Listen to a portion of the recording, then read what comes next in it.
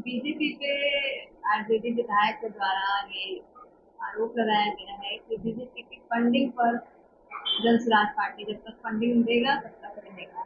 तो इसको क्या समझते हैं? बयान को किस तरह से लेते हैं? अब इनको आरजेडी वाले को कुछ स्पेशल जानकारी होगी। कोई भी राजनीतिक दल अगर अपना प्रयास कर रहे हैं तो लोकतंत्र में सबका अधिकार है। लेकिन प्रशांत किशोर जी की जो ये घोषणा, और उन्होंने 2 अक्टूबर को अपनी पार्टी की स्थापना की और उससे पहले ही ये घोषणा कर दी कि वो बिहार में हमारी सरकार बनने पर वो शराबबंदी करेंगे। तो ये बड़ा शराबबंदी ही को शुरू कर देंगे, शराब शराब को शुरू करेंगे। तो ये बड़ा ही हास्यास्पद है कि 2 अक्टूबर गांधी जी का जन्मदिन और वाले दिन अपने पार्टी का स्थापना करने वाले नेता इस तरह का बयानबाजी कर रहे हैं, क्योंकि बिहार अब काफ़ी सुधार की राह पर है। शराबबंदी की वजह से हमारे यहाँ लॉ एंड ऑर्डर की समस्या भी बिल्कुल नगण्य हो गई है, और प्लस समाज में भी जो वातावरण अभी चल रहा है बहुत ही अच्छा वातावरण चल रहा है। और इस तरह के फिर शराब की जो वो शुरू करने की जो घोषणा उन्होंने की है, इससे फिर असामाजिक तत्वों का जमावड़ा लगेगा बिहार में और फिर एक बार माहौल ख़राब होगा। अभी हम बहुत अच्छा बिहार का माहौल चल रहा है, इस वजह से पर्यटकों की संख्या भी बिहार में भारी संख्या में पर्यटक जो है बिहार की धरती पर आ रहे हैं। हमारे जितने भी ऐतिहासिक स्थान हैं वहाँ के दर्शन के लिए, जो पिछले 17-18 सालों में ये बहुत ही कम हो गया था, पर्यटकों की संख्या बिहार में आनी काफ़ी कम हो गई थी।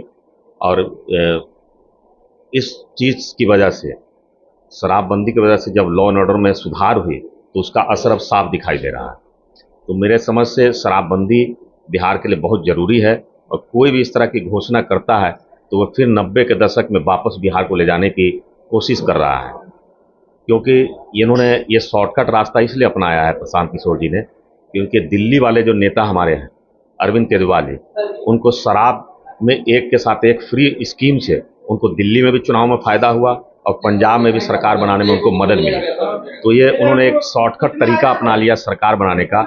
वो समझते हैं कि इस देश में सभी शराबी हैं, जो उस शराब के लालच में इनको वोट देंगे। तो हमारा ये सब समाज इस चीज़ को कभी स्वीकार नहीं करेगा, और बिहार की जनता अब या पुराने दौर से उबर चुकी है। अब उस ओर उनका किसी प्रकार का कोई ध्यान नहीं है।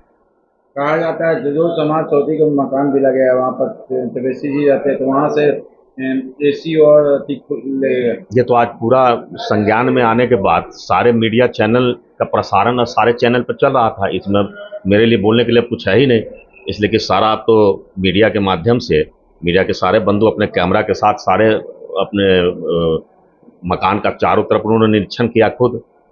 एक किसी की बोलने से संपत्ति है ना।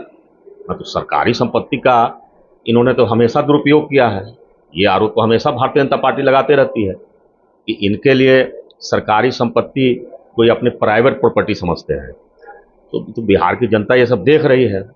जब चुनाव आने पर बिहार की जनता तो चुनाव ही में ना फैसला करेगी उनके साथ क्या करना है। अपना परिचय बता दीजिए। हरजीत सिंह अल्पसंख्यक मोर्चा, भारतीय जनता